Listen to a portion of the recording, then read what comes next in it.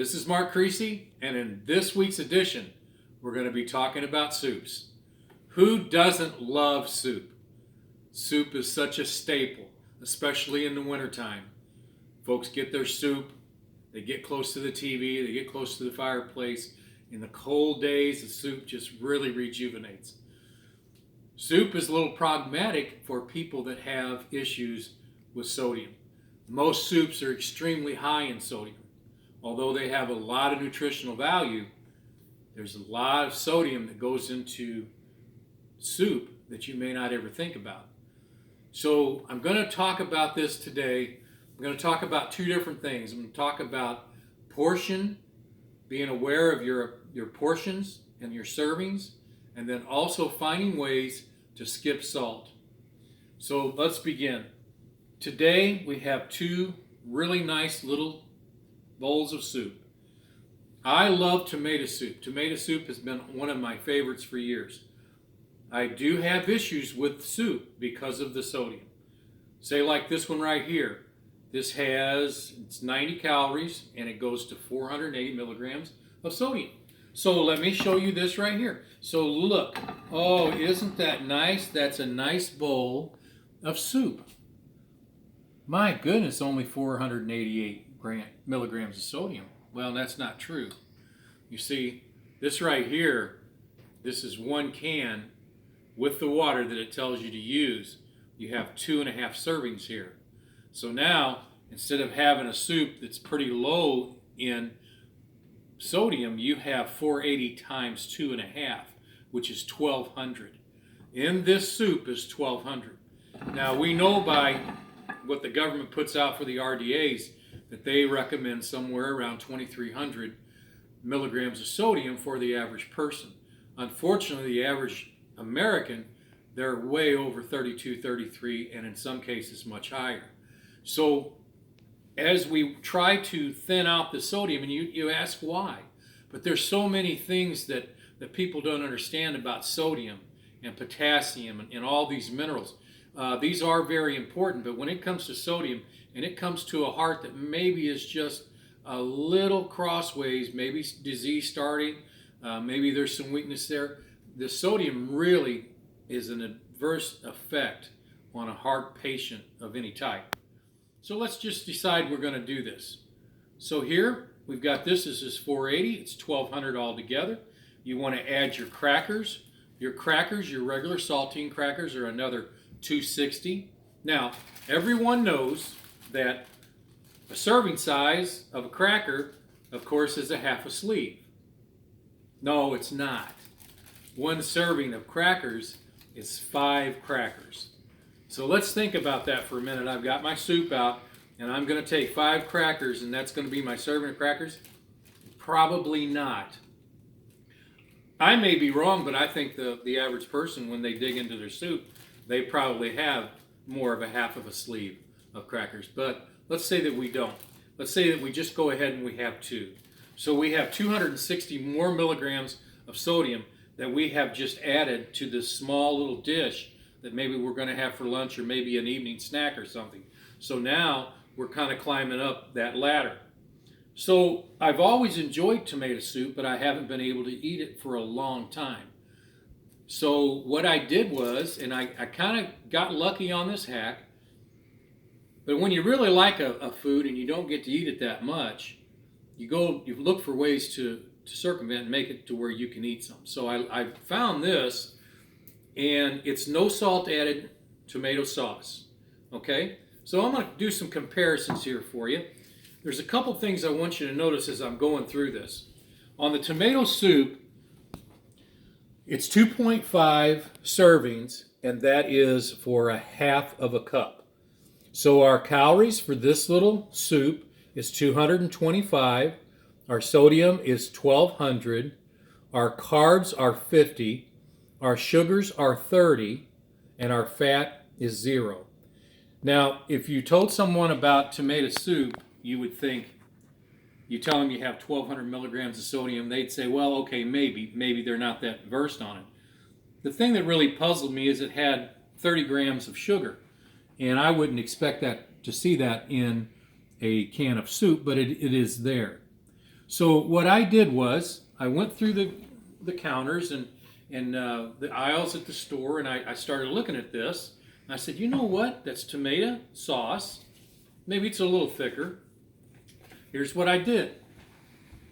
I found out tomato sauce, and there's 2.5, which is same 2.5.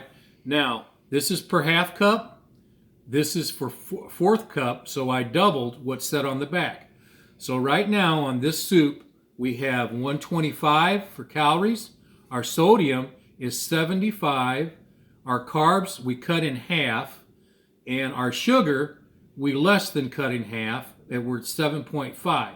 Now, if you're dieting for any reason, sugar, carbs, we did some really good things with this. We really lowered our sodium from 1200 to 75. That's super incredible. So now our fats were never bad. Neither one had fats, but our sugars are lower. Now we have a lot healthier of a snack or our meal. Now, I'm not going to tell you with a straight face or a crazy face that this soup will taste like this soup, because it doesn't. You know, there's main ingredients in our culture today that thinks that it has to have a lot of sugar, that it has to have a lot of fat, that it has to have a lot of sodium to taste good. These are our taste indicators through our culture. And if things don't have these three, or two of the three, or whatever, then it doesn't have the taste. So this is a very low sodium and it's a very low sugar soup. So here's what I did. I have right here, I used pepper. Pepper is something really important for me. I like using pepper, and pepper is free. So I'll put a little pepper in here. Now, you can begin to measure. I don't measure because I don't really ever worry about it.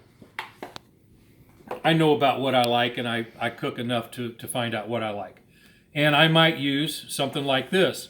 This is a salt-free. This is garlic and herb. I really like this. I'm not paid by anybody to promote their products, but I've used this for many years and I really like it. They make several of these. It's perfect for the cardio patient that is really trying to cut down on their sodium. I will use the butter buds because that still gives me a butter taste. It doesn't have any cholesterol. I go sparingly on that. You can go back down and take a look again. Look at those comparisons that I have there. That's a marked improvement. Probably one of my best tools that I've used is no salt. And it is a potassium replacement for sodium. It has a little bit better bitter taste than salt does, but it totally interacts with a heart patient a lot differently than sodium does. Now, you can't use this just with no guards at all. Potassium and sodium is very important in the heart for rhythms and to keep the heart happy. You have to have good levels of these. So you don't want to overdo this or overdo your salt, either one. So I've never done that, by the way. I use this a lot on my cooking. I've never used this too much. But there are blood tests in case you would run into issues. You'll be able to find out some more about that. So now, I noticed that again, I've got let's put a little butter buds in here, why not? So this is about what I put in here. Once I put it in the microwave, I don't use pans much because they're awful slow these days.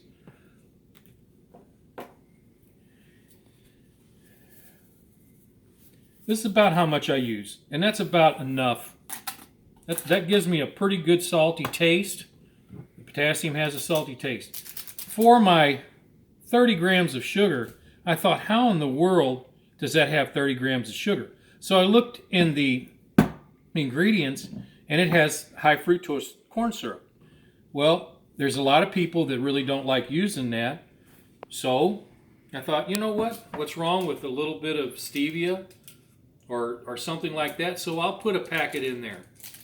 That works well for me. It's not too sweet. It just gives enough little sweetness, again, to get this closer to what this is going to be. That's my goal.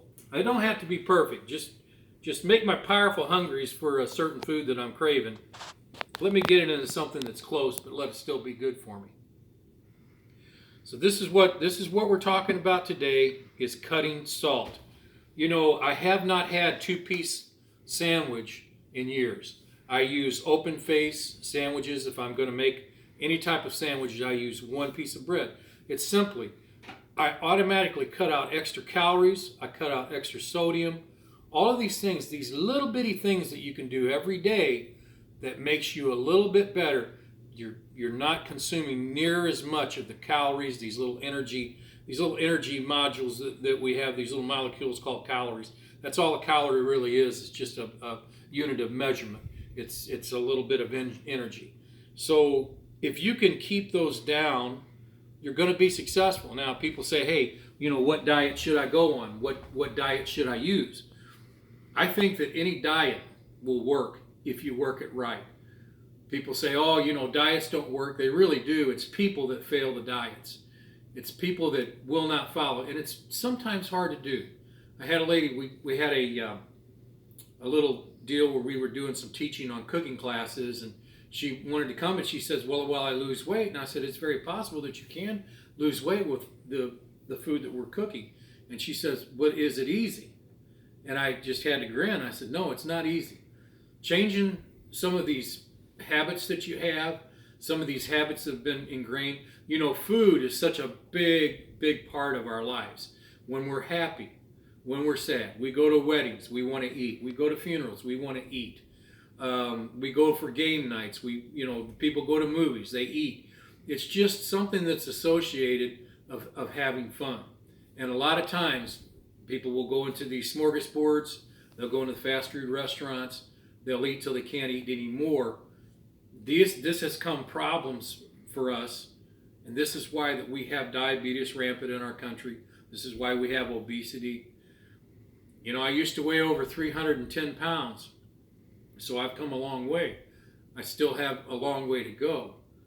But these are some of the most dreadful health issues that we can have, is because we just haven't trained ourselves into smaller portions, realizing portions. Man, I just didn't think about this being, 2 portions. Actually, there's probably 10 portions or 7 portions there. Thinking about a bowl of soup, you never think about that as being one serving. Or you think about it as being one serving, but it's not. It's 2.5. Oreo cookies and things like that, they're 2 and 3 for a serving. Again, people think that's a half a sleeve. It's not our fault. We're certainly not victims, because we are able to control what we do and how we do it. It's just getting our mind set and getting a plan and using it. So I had a massive heart attack 8 years ago. I'm going to be talking about this on our Follow Me in My Life. It's my webpage on Facebook. It's Follow Me in My Journey from Death to Life. If you will click on that, or if you will click on my video, say you like it, and share. There are some friends that you have that maybe we can help shrink down some of the ideals, and maybe, I know also that it's the first of the year, so a lot of resolutions are out there. A lot of people are on diets. I see it every day. People are serious about losing weight and feeling better, and believe me, when you do it, it is worth you taking the time to do it. So like me on Facebook if you would, share my friends, share my web and come. If you have questions, a lot of times I will answer them for you. I'm not a doctor. I don't play one on the TV or YouTube. I'm not a nutritionist, but I am a professional when it comes to dieting, because I've done every diet that I've known for the last 35, 40 years. I've been blessed with that real nice slow metabolism, and it takes a lot less for me to lose weight than the average person. But I do know about these diets, and I do know what works and what doesn't work for me, and that's what I'm going to be showing you. So anyway, I'm going to say so long today, but keep me in mind. Share it as many people as you can. God bless.